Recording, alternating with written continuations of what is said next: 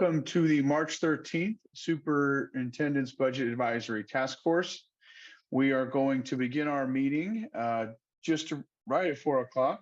And with that, we're going to jump in to our topics today because we have a jam-packed agenda. And the first is to review our second interim budget information. And Director Arcala is going to be reviewing that second interim budget information. When we complete that process, we're going to shift our conversation to our agreed upon topic from the last meeting, which is if we were to dream big, what are some of our future desired outcomes for Fremont Unified School District's budget? And then I will close the meeting with an advisory note of something that impacts our finances, which we'll be discussing at our next board meeting. So with that, Director Arcala, if you would begin with the second interim presentation, please. Sure. Thank you, Superintendent Kamick. So yeah, today we're just going to go over an overview of the second interim budget report. So can you please go to the next slide, please? So just a little roadmap of where we're headed tonight. We'll be just talking about an overview, general fund, multi-year projections, other funds, and then next steps. Next slide, please. Just as a friendly reminder, second interim does cover up to the periods of January 31st. So just a way to think about it, it's our mid-year point of the school year update on our overall budget. Next slide, please. And so starting from the 40,000 foot level, we're just gonna look at it, our general fund from a combined level, unrestricted and restricted funds all together. So here we have a very high level summary of our revenues, expenditures, versus first interim and second interim. So as you can see here, our revenues did increase by $3.1 million at second interim, which is 0.6%. Expenditures did increase by $9 million or 1.7%. And if you look at the bottom, we have our other finances sources. That includes our transfers in and transfers out between funds and contributions. And we did see an increase of $17.3 million, and that's mainly due to the transfer to Fund 17, in which we are consolidating our reserves in this separate fund, Fund 17 Special Reserves. Next slide, please. And so here we're going to split out our unrestricted budget and our restricted budget for general fund, so we can kind of tell the story a little bit better. So here's our unrestricted dollars that really pay for our general operations. So here we have the first green arrow to kind of highlight the major change. We have a transportation grant, which moved from LCFF to the other state revenue. And plus we saw an increase in funding for that transportation grant. So that's why we have a large 27.5% difference there for other state funds. And then moving down to expenditures, we do see a large increase of CSCA and SEIU retro payments that was processed at the first interim between November and January. So we do have some retros still hitting there. So we budgeted for that. And if you go to towards the bottom, we have the red arrow towards the bottom that says Fund 1 transfer to Fund 17. That's to highlight the transfer that we did from the general fund to Fund 17, our special reserves. So we wanted to highlight that adjustment there. And then finally at the bottom, we do see a decrease to fund balance due to the Fund 17 transfer and contributions. So if you see on this slide, the very bottom, that's our kind of like our bottom line that helps us deduce if we're deficit spending or not. And as you can see here in red, we are deficit spending in our general fund unrestricted dollars. Next slide, please.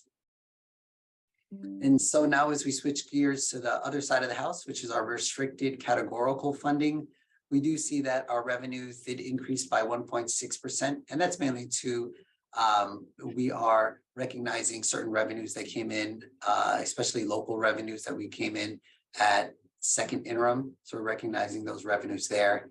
And then the first red arrow, we do see that transfer of funds from supplies to services for contracts. For example, for our expanded learning opportunities program that Steve is spearheading really well.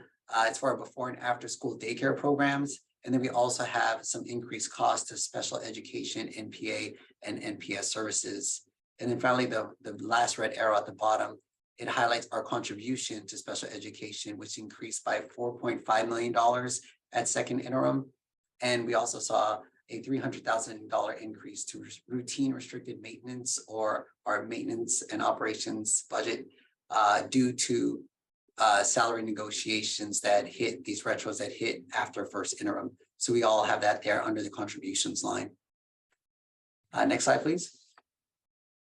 And then here we have our summary of ending fund balance for Fund 1 and Fund 17. So this slide really focuses in on our ending fund balance in Fund 1, General Fund, and Fund 17, or special reserves.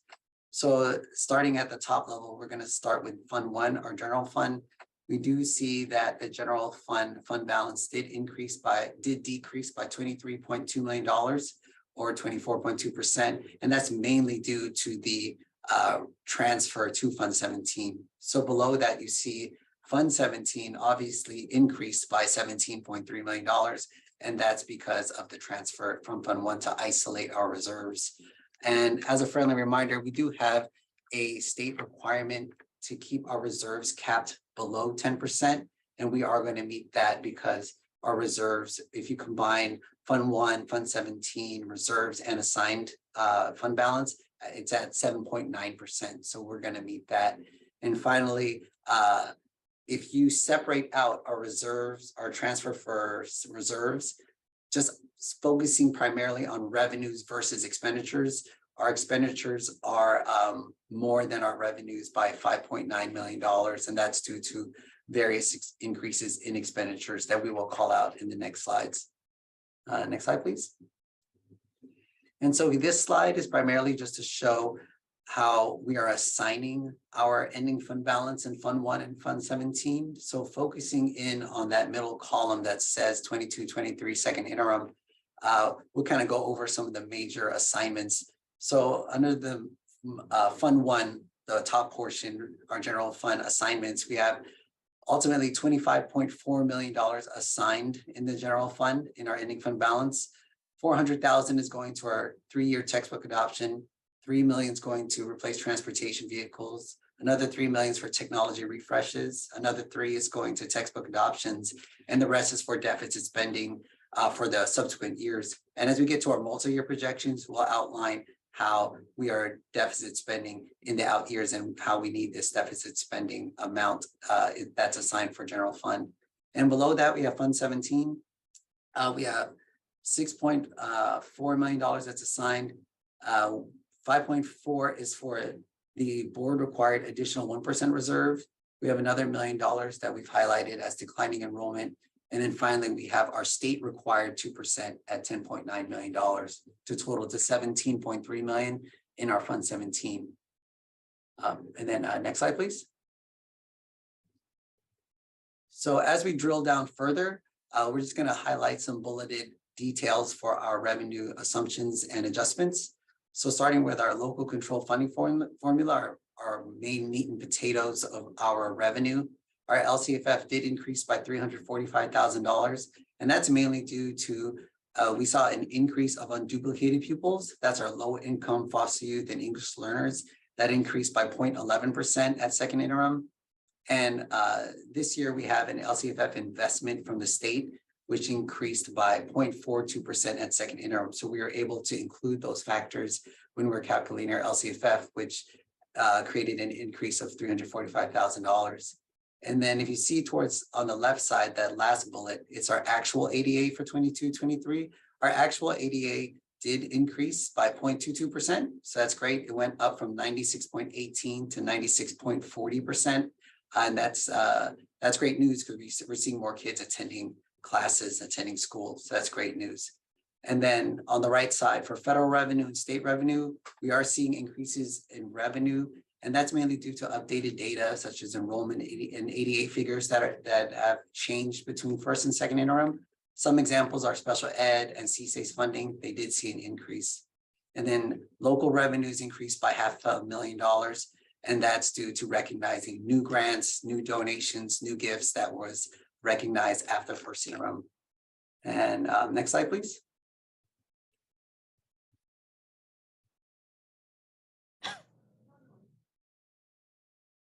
And then here we have the details for expenditures. So here, our main expenditure increases are mainly due to retro payments that occurred between November and January payrolls. And then we have contributions. Our contributions in total increased by $4.8 million. $4.5 million is due to special education. The other $300,000 is due to M&O costs or maintenance and operation costs due to the retros. Some examples for special ed are $1.5 million increased costs for NPA NPS services. We did see 10 more students needing NPA NPS services between first and second interim. So we saw an increase in services that were required at that time. And on the right side, we have a list of different reasons for expenditure increases. One example would be our cybersecurity response cost. We saw a one-time cost of $405,000, mainly due to upgrading cybersecurity licenses and migration services to the cloud. Next slide, please. And now we're going to kind of look at the subsequent years, looking into the out years and our multi-year projections. So we're going to split that up between our unrestricted funding and then our restricted categorical funding on the next slides. But right here, we have our unrestricted dollars. And so you see at the bottom, we're showing that this is our MYP for our general fund unrestricted dollars without the contribution from the discretionary block grant. We're predicting that we need a contribution from the discretionary block grant at about $5 million each year. So without that contribution, this is what our deficit spending would look like. In the out years, it'd be $8.9 million deficit spending in 23-24, and then $7.1 million in 24-25. Next slide, please. And so with the $5 million contribution in the subsequent years, we see that that deficit spending will drop to $3.9 million in 23-24 and $2.1 million in 24-25. So ultimately, deficit spending will reduce by $5 million because of the contribution. So that's going to help us have a softer landing. It'll help us have a longer runway in order to right-size the district. So it's very strategic to help us kind of soften the impact as we continue right-sizing the district. But overall, our MYP has improved compared to first interim, and that's mainly due to staffing projections in 23-24 by aligning staff with declining enrollments. So we're projecting about $6.1 million decrease in expenditures in 23-24 as we align our staffing with our declining enrollment next year. But the impact should be absorbed by natural vacancies that have occurred and new positions being funded by categorical programs like the Learning Recovery Block Grant. Next slide, please. Here we're focusing on our MYP ending fund balance for unrestricted dollars. And this is without the contribution. So you can see our reserves drop about 1% each year from 7.9 to 6.6 to 5.2% without that $5 million contribution. Next slide, please. Now, with the contribution, we see that our reserves will stabilize each year. And that's mainly because we have these really large grants like the Learning Recovery Block Grant and Discretionary Block Grant. Both are about $20 million a piece. And as we implement those programs, that funding is in the ending fund balance. So as we increase expenditures to implement the programs like we're supposed to do, it's going to eat into the ending fund balance, but that's where that money is stored. It's stored in our ending fund balance. Now, what we must watch though, is as we get closer to the end life of these programs and these categorical fundings, we have to start thinking about reducing those positions moving forward once this funding ends. Next slide, please. Now here's the restricted fund balance for the multi-year projections. And you can see here, it's reducing about $17 to $18 million annually as we implement those categorical programs in the out years. So it goes from 46 to 29 to $11 million in regards to our ending balance for restricted funds. Next slide. And here are some details for our MYP as we drill down even further. We see our LCFF sources. We're still projecting a decrease of 500 students approximately in the out years. So we see enrollment still going down, ADA at 96.4%. And then we see COLA based on school services projections at 8.13% next year, 23-24, and between 3 and 4% in the subsequent years for COLA. Next slide, please. So speaking of COLA, we did want to highlight the impact or the effect of declining enrollment on COLA. So next year, our COLA currently projected is at 8.13% for 23-24. But when we factor in our declining enrollment, our percent change year over year is not 8.13% in additional funding. We're actually only getting 6.15% in additional funding due to declining enrollment. So that's a dollar increase of $22.5 million. We're not projecting an increase of $8.13 million next, or 8.13% next year. We're actually projecting an increase of 6.15% next year due to declining enrollment. Next slide, please. And then for our expenditure assumptions for our multi-year projections, once again, we have the $6.1 million decrease in expenditures due to aligning staffing with decreased enrollment. Then we have our step and column movement, about 1.5% like we do annually. Our pension contribution rates for PERS, we're predicting to be increasing based on the data that we currently have. PERS should be increasing in next year by 1.63%, and then 1.11% in the year after that. So we see our pension contribution rates are going up for our expenditures. And on the right side, we have a laundry list of different expenditures we are projecting to budget for our next upcoming years. One example would be our supplies, services, utilities, and transportation related costs. We are adding in consumer price index CPI percentage of 3.44% and 2.7% in the out years. And that's to keep in with inflation costs going up. Next slide, please. Now, factors to monitor. So all that to say, with our discussion around general fund and our multi-year projections, these are a list of items that we're going to keep a close eye on, especially when it comes to our contributions going up for restricted programs, our pension costs going up, and our one-time categorical funding that will be ending in the subsequent years. We're going to keep a very close eye on that, as also because we are declining enrollment, and we're going to start looking deeper and deeper into that impact of declining enrollment on the districts and our operational finances. Next slide, please. This is a table for our other funds. Our other funds are, we're projecting it to be balanced by the end of the year, which means no contributions from the general fund. So that's great news. And finally, the last slide, please. We have the next steps. So in May, we're going to get an update from the governor on his May revised budget. And then in June, we'll come back for the adopted budget for 23-24. We'll present that to the board at that time. Thank you so much for your time. Any questions? Thanks, James. Let's open it up for the group to see if there's any questions on the second interim.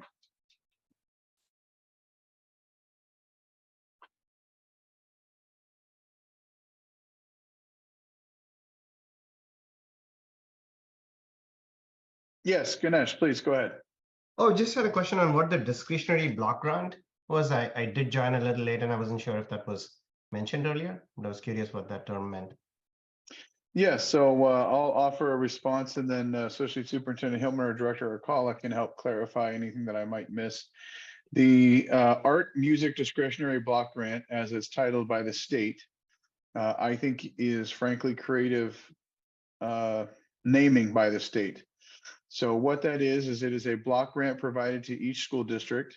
And while it is titled art, music, and discretionary, there is very clear direction from the state that it can be spent on anything, including operational costs of the district.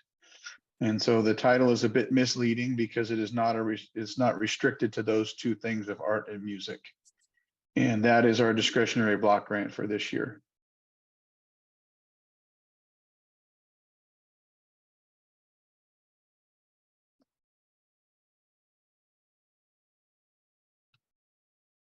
While we wait to see if there's any other questions on the second interim, are there any other things, Mr. Hillman, Mr. Akala, that you're hearing at the state level in terms of budget projections, developments at the state level? I have not heard anything of substance of yet, other than the legislative analyst's office kind of offering some cautionary remarks about the connection between the governor's proposal to claw back some of the discretionary block grant and the ability of the legislature to offset that by looking at what they actually fund the COLA at this year.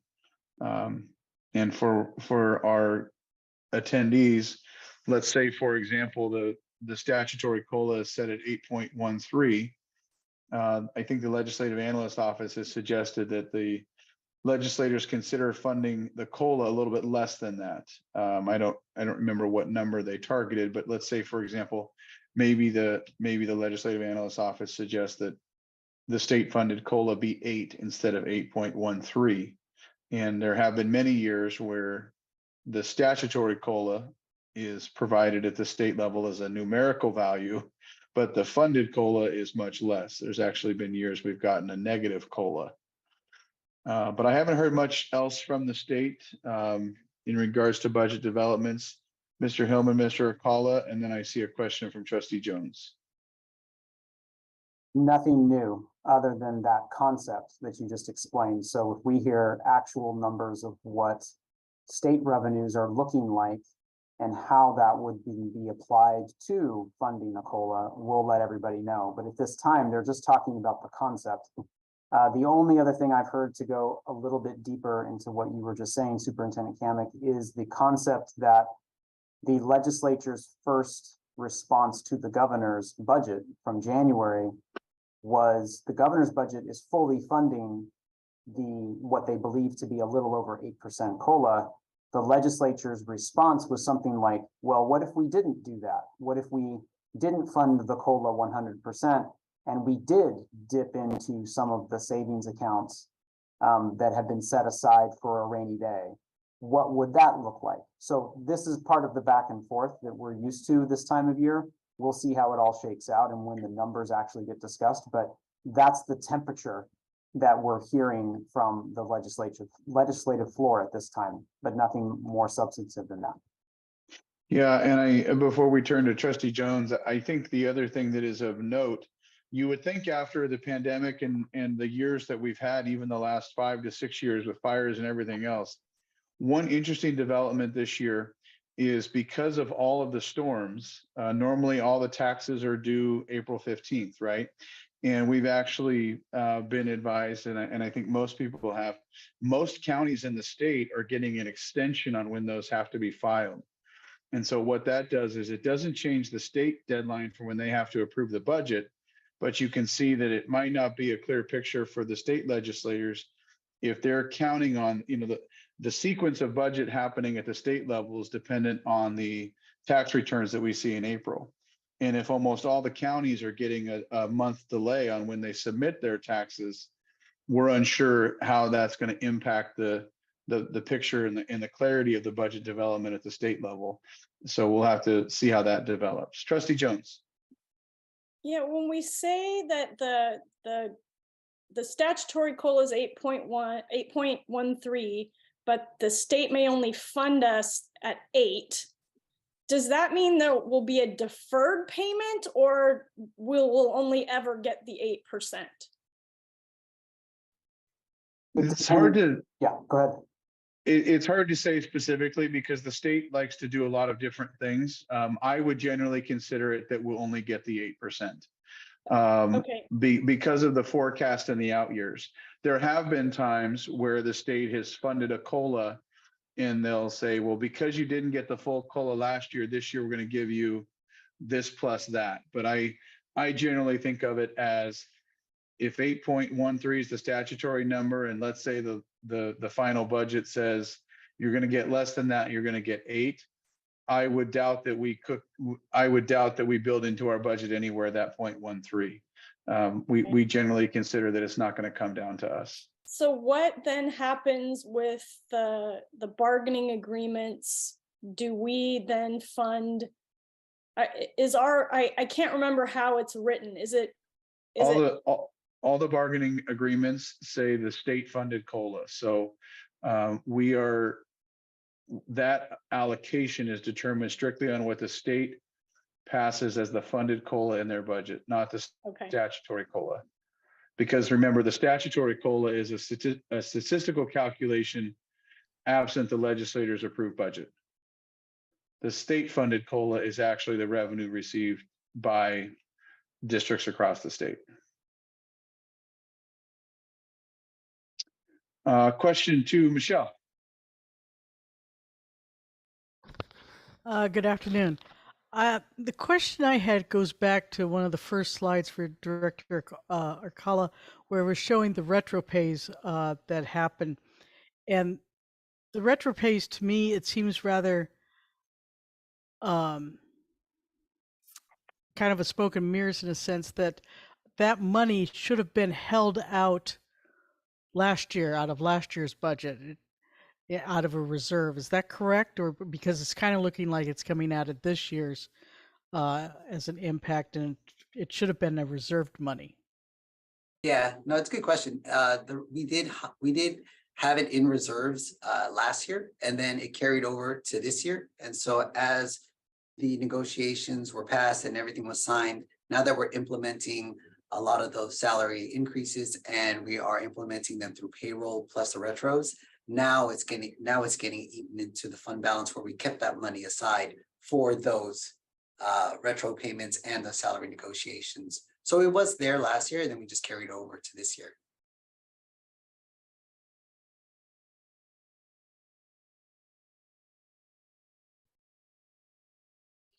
All right, we'll give it another minute or so. Are there any other questions on the second interim before we move on to our next agenda item?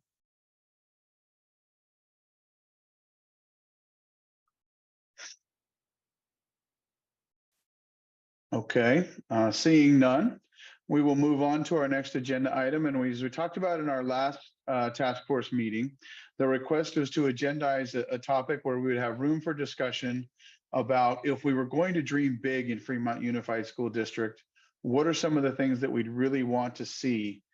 And recognizing, as you can see from the second interim, we don't have the financial capacity to pay for all of those things. But if we want to start prioritizing and thinking about how do we accomplish some of those things, what are some areas of interest for the task force? What are some on the screen, or use the Zoom function, either one? Trustee Jones. So I'm going to leave my facilities dreams off the table for now, because I know that comes out of separate money. But for me, I think about things like increasing transportation, so bringing back some level of bus service. And I would think, given that we're increasing the middle schools and those neighborhoods weren't necessarily designed for the kinds of increased capacity we're seeing, I think that would be a great place to start, is middle school bus transportation. Also include transportations for field trips and sports. So there's a big transportation component for me. I would like to see us have a sustainability coordinator or director, however that needs to work within the organization, but somebody whose job it is to drive our sustainability efforts. And you know, for me, when I think about some of these wishes that I have, if there's broad community support for some of these things, and this will feed into, I think, the next item. If we don't have the money for it now, we could write some of these things into parcel tax language.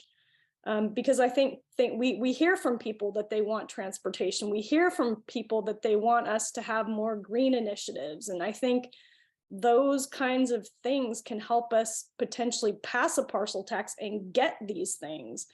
I would love for us to have a full-time librarian at every site, so that the libraries, no matter what the school size, are open 5 days a week for the entire school day. So transportation, sustainability, and librarians for me.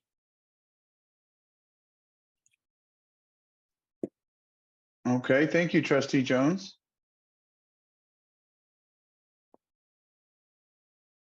Anybody else with input or thoughts on aspirational funding measures for Fremont Unified School District? Go ahead, please, Michelle, and then Ganesh. I'd like to see some of our fleet that we have at our school sites.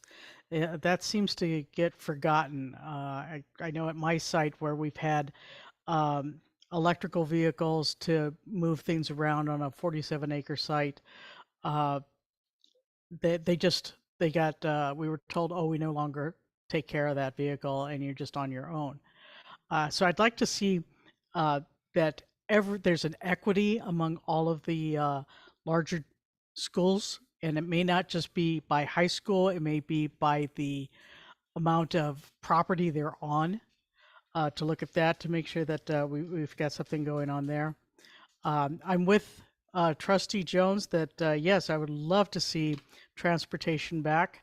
I hear it. We see the impacts at our schools where there's just too many cars on the road, which we could certainly pick up a lot of kids out there. We have some of the buses that are driving right past bus stops that used to have kids there. And then looking ahead to what's going to happen with the food situation for our students. I don't know exactly where we're going to be at with the federal level, but I think we really need to look at how do we get food into the mouths of our kids that need it, that just aren't getting it right now. They're because of whatever their home life is, their backgrounds may say, no, we're not supposed to accept charity or something like that, but we need to have some sort of sustainability to make sure that our kids are well fed so that they can learn. Okay, thank you, Michelle. Ganesh. Hi, few thoughts for spending big. I've not been around long enough in this task force to know if I'm making relevant ideas, but I'll put them out anyway. One was around social workers, hiring social workers within the schools. Just being on one of the earlier task forces that I had been on, we had understood that that was a definite shortage within the school community. So that would be one idea I would put out. Another one that I have looked at, it is facilities, but it's one that has bothered me is the fact that our schools are now closed down after school hours, several of the community schools. And if there was any way to secure the schools, the facilities of the schools, such as the playground, could be kept open for the community after hours, then that would be something that I'd be certainly interested in suggesting that we look at. The third thing that I had was we do have now the mandate for ethnic studies that has been that is going to be coming up. So any sort of support for that, potentially starting at an earlier age to prepare kids for the program, could be something that we could invest in as well. So those are some ideas that I wanted to throw out. Okay, thank you. I saw Trustee Jones, I see your hand up, and then Trustee Zhang, I saw yours, but it went down. So we'll go to Trustee Jones and then return to Trustee Zhang. I would love for us at some point to figure out how to offer medical benefits to our staff. And I keep talking to legislators about potentially offering that at the state level. Because as much as I want to do it, I think locally with our funding levels, it's very hard. But if we had a way to do it or a way to advocate for it, we are losing employees because of it. Okay, thank you. Trustee Zhang, did you have an aspirational target for our budget? I'm sorry, Trustee Zhang, I'm not able to hear you. I don't know if it's just me.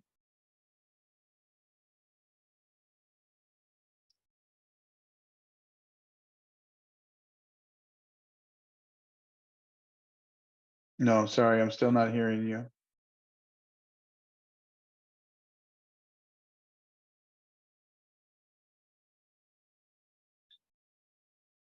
Okay, we'll keep going, and feel free to jump in if the sound or mic comes back into operation.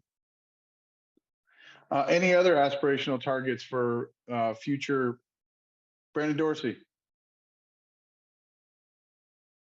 Hi, Brianna Dorsey, Fremont Unified District Teachers Association. I think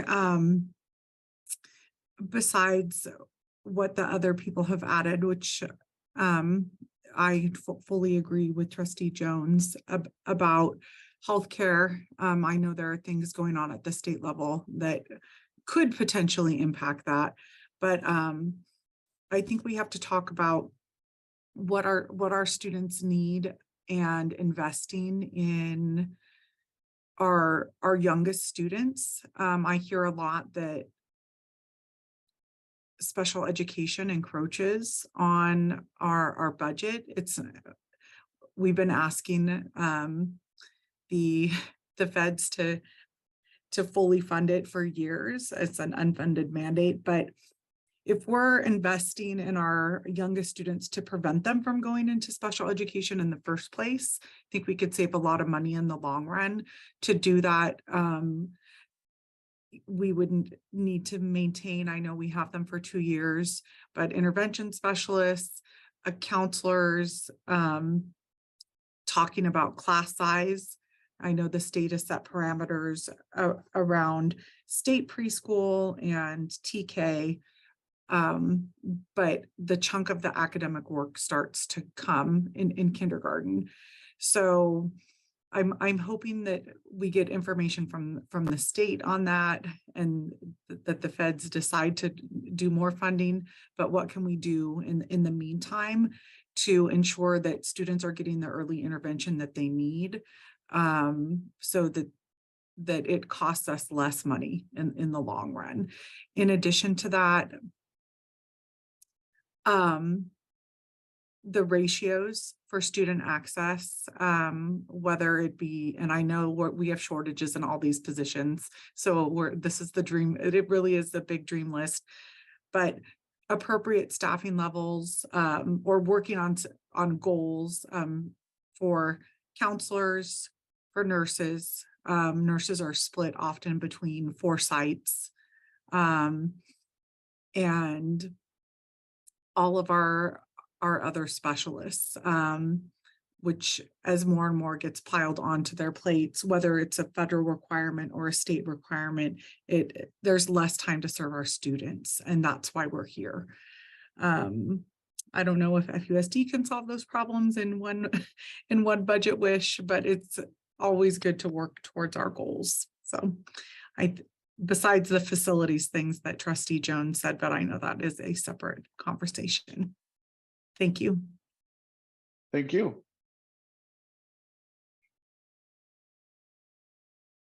All right. Trustee Zhang.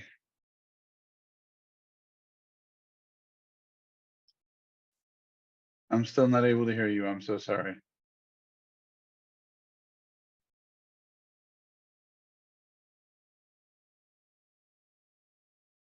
Okay, well, we're at 4:40, so we'll take this feedback and certainly filter it through what would be our future aspirations. I think these are all good areas to explore, and I think each district that I've ever seen across the state would want some of these things. The social workers, making sure that the facilities allow for appropriate access for the community, smaller class size, smaller ratios, more transportation, sustainability, more librarians, and I don't know that there's any disagreement on the need for medical benefits and how it impacts recruitment and retention. So we will hold these out in aspirational thoughts, and I appreciate everybody recognizing that these remain aspirational thoughts, and should the circumstances allow it, we will reflect on how we can bring forward proposals with funding for these. In relation to our last item, I wanted to bring it forward to the attention of the task force, see if there's any specific questions or feedback regarding a future agenda item we'll be having on March 22nd. So as the task force likely knows and understands, we have Measure I, which is our parcel tax, which generates about $4.5 million a year, I think. and that is set to expire in June of 2025. And we also have Measure E, which is our general obligation bond. And we have just this year, I believe, sold our last series of bond dollars. And so we still have a number of projects underway, and they'll be moving forward for a few years to come. But what does that signify for us overall? Well, two separate things. One is the parcel tax, moving there first. And that is something that we would have to put on a future ballot if we would like to see that money continue or change. And so in consideration for that, we will be having an agenda item on March 22nd where Kegent, which is the district's financial advisor related to parcel tax and bond measures, will be coming forward to provide a presentation on the possibility and timing of a future bond measure. Excuse me, parcel tax measure. We will also explore future possibilities for a bond measure. So a few things just to note in regards to those things. First, on the parcel tax piece, there are many different approaches that school districts can take. One is to not seek the renewal of a parcel tax. The other is to seek a renewal generally at the same rate. The third is to seek a renewal or a new parcel tax at a higher rate. And obviously, different parts of the community will feel differently about those options.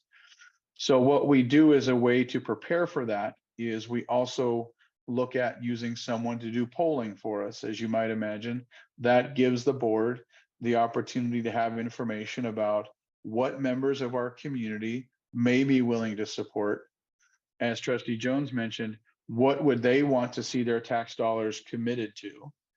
And how much financial support are they willing to engage in with the ballot measure? And that information allows the board to have a comprehensive decision or discussion about how do they craft the ballot language for a future parcel tax. And so this is a pretty common occurrence for most school districts as they consider whether or not to put a ballot measure forward. And as you can imagine, it's the similar experience for a bond measure. What I would highlight for the group about the bond dollars is the bond dollars are restricted to facilities use. Our parcel tax are more driven towards programs that support students. So there is an important separation there.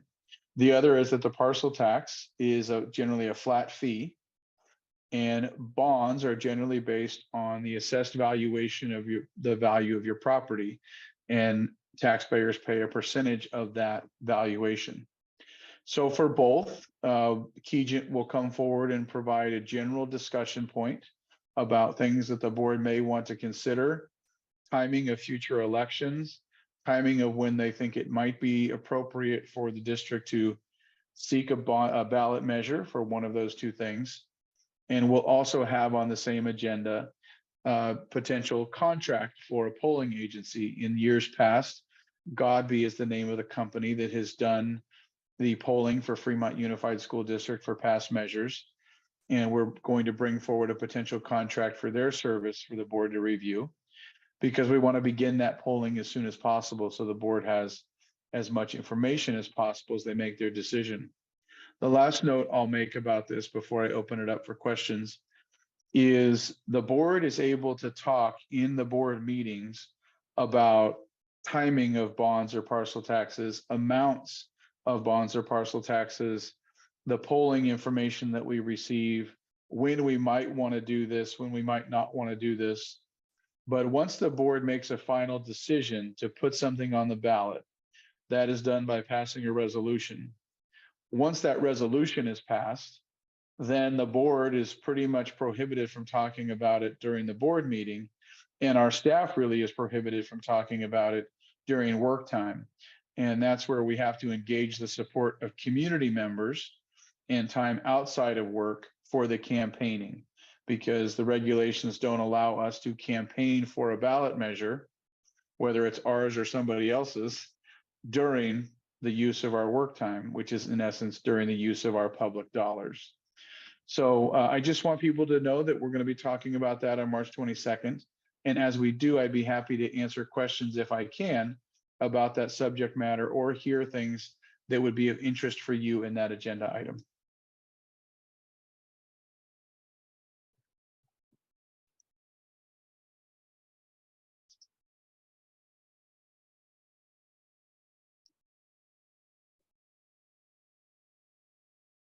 No interest, no questions, no concerns. Trustee Jones. I think I've lost a lot of sleep about these issues, understanding, and maybe the polling will show something different.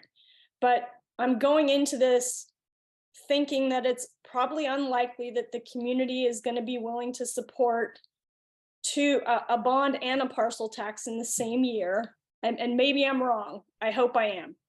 But if the community is unwilling to support both in the same year, the board is going to have to make a decision about which to pursue. And we'll probably be relying on polling data to do that. Bonds need 55% to pass.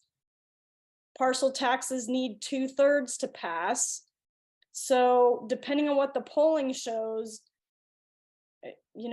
going after whichever one is most likely to succeed seems like the way that I will approach this. And that means putting off one of the initiatives, either a bond or a parcel tax, to the next election cycle, or considering a special election, which is super expensive. But how do we start anticipating, say we decide to go after a bond, which means the parcel tax will expire, we won't be able to go after a new one for 2 years.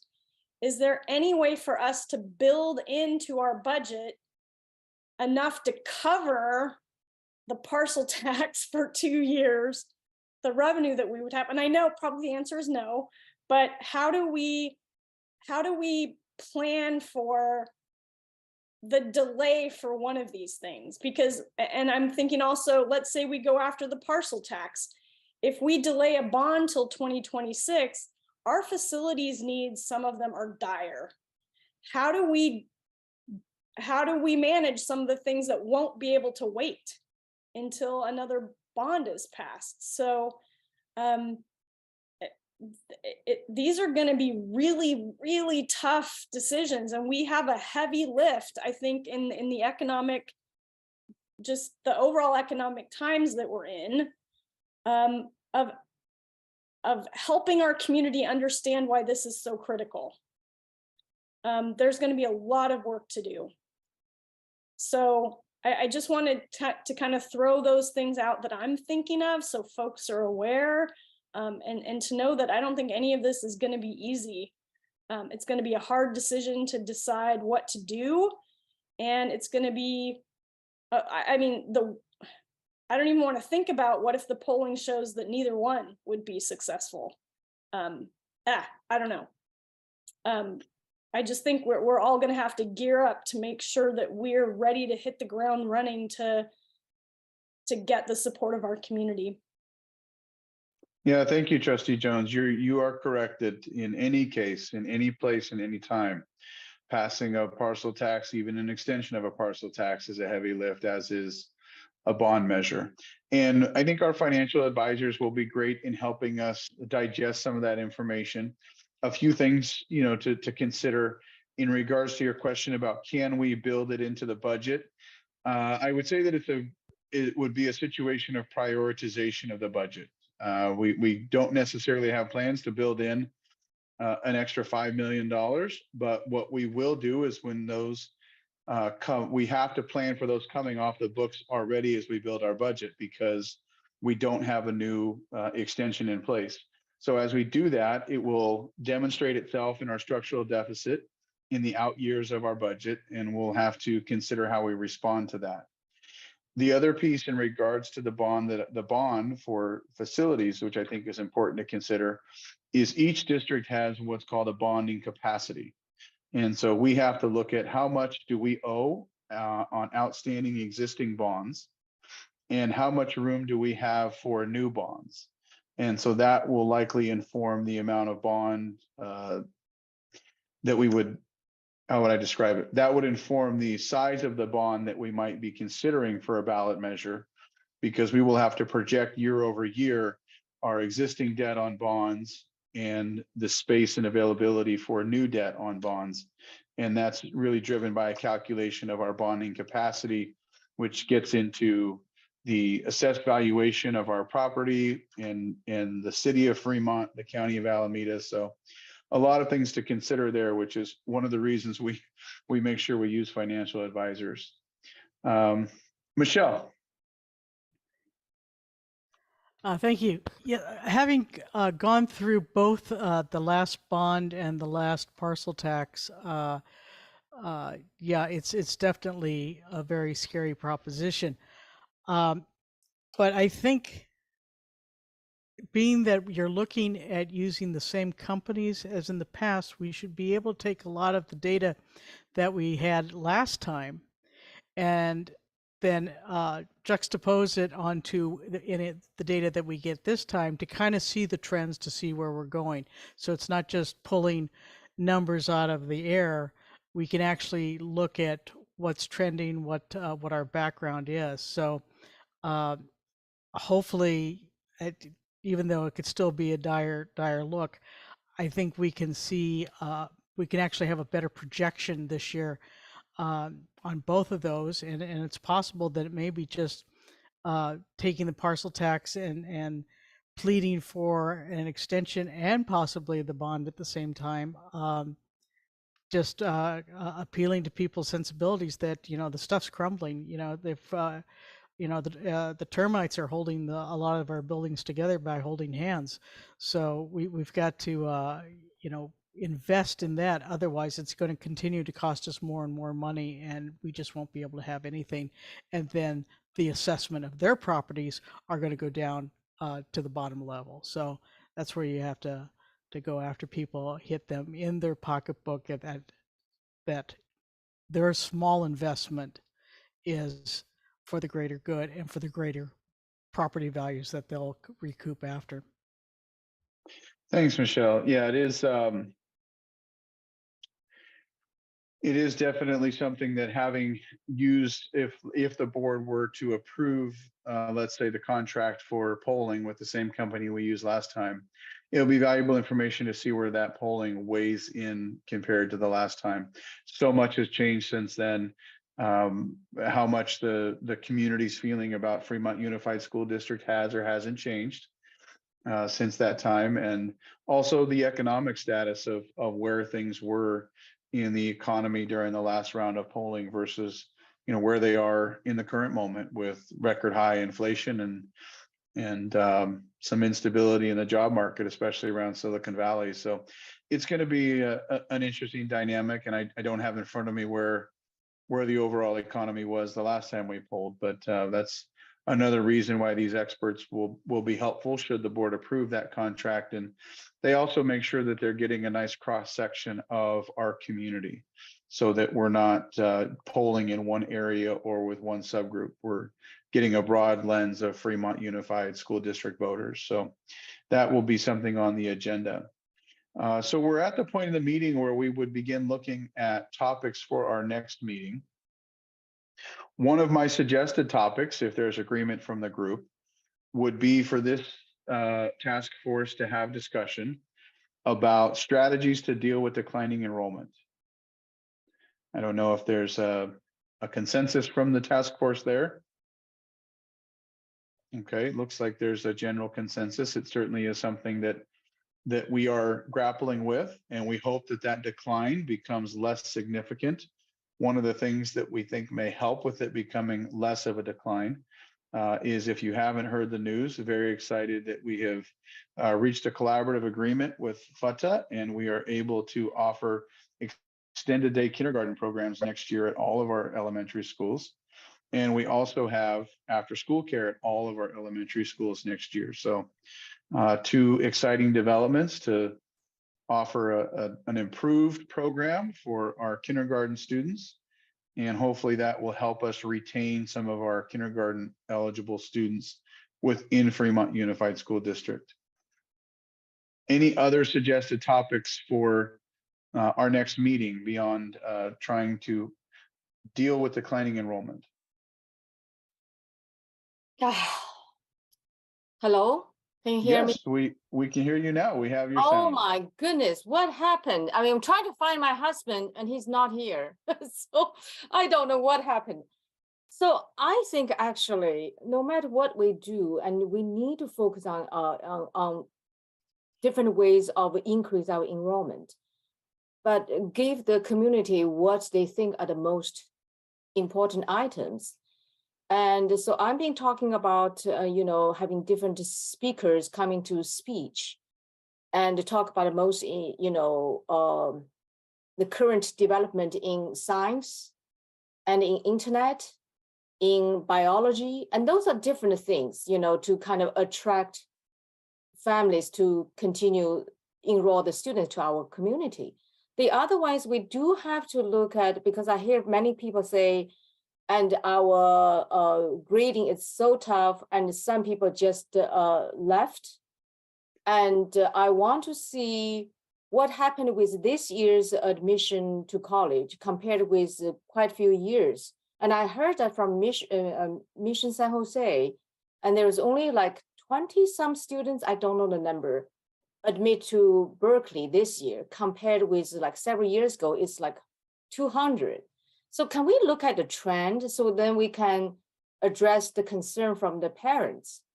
I mean, we heard that, they will leave our school district if they think that we do not provide fair grading compared with other school districts. So we have to address this, even give them education on if that's a understanding for the community. Yes, Trustee Zhang, thank you for that suggestion. I will explore with staff how we might be able to best address that. We will try and look at enrollment data and trends at our secondary schools. I don't know if the college admission rates for this current year will be updated and available by our next meeting. And then I will also see where, not that we want to leave that off of our work here, but I also think that the grading discussion is likely an appropriate topic for a non-budget committee, because that is a very nuanced topic that's rooted in ed code, and likely there's a lot of discussion that would need to happen around that. And I would support a healthy dialogue around grading practices and the impact on our students, our staff, and our community. But I don't know that the budget task force is necessarily the best venue for that, but we, I think, should explore those areas in terms of the impact on enrollment and declining enrollment. So I will work with our staff to see how we can bring that forward to one of our next agendas.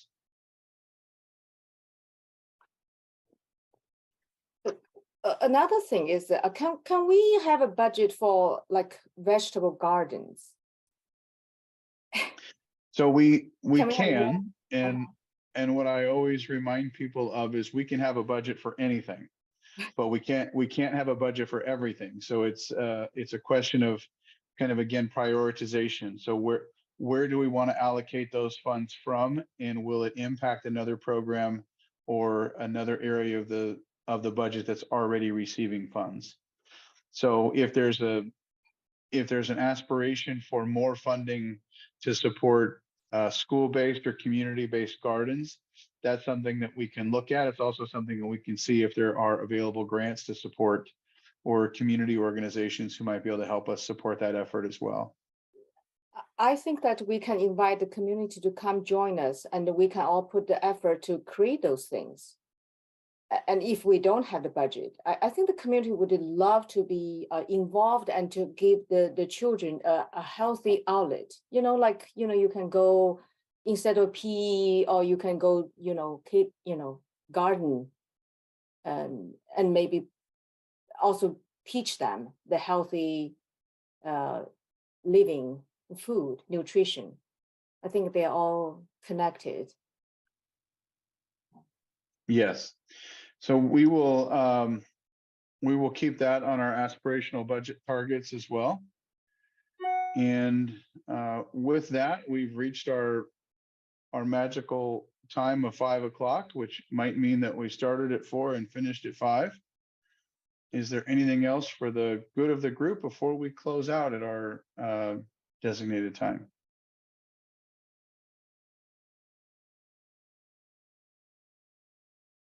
All right. Well, I thank everybody for your attendance and participation today. A lot of information covered very quickly. I appreciate the discussion about some aspirational budget targets and things that we can talk about for declining enrollment in our future meeting. With that, I wish everybody well. I wish you a wonderful week, and we will sign off. Take good care.